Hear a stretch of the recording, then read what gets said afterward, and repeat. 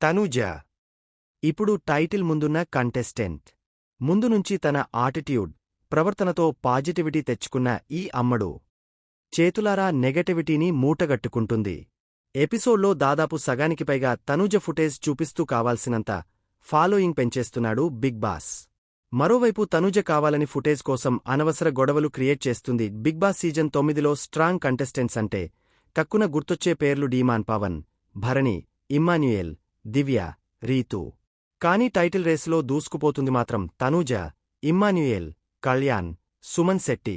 అయితే ఈసారి season 9లో content create చేయాలంటే తనూజ, అనవసరమైన గొడవ స్టార్ట్ చేయాలంటే ముందుండేది Tanuja.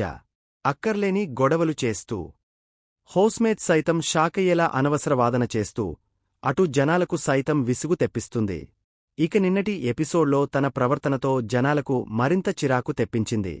Women card sympathy game play చేస్తుంది. నిన్నటి ఎపిసోడ్లో కిచెన్ బల్లమీద ఎక్కి కూర్చుని పెద్ద గోల చేసింది తనూజ.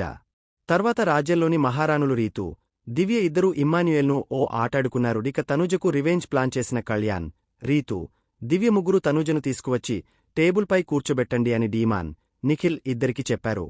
దీంతో తనూజను నడు అన్నట్లు డీమాన్ భుజంపై టచ్ చేశాడు. దీనికి చేయి వేస్తున్నావేంట్రా?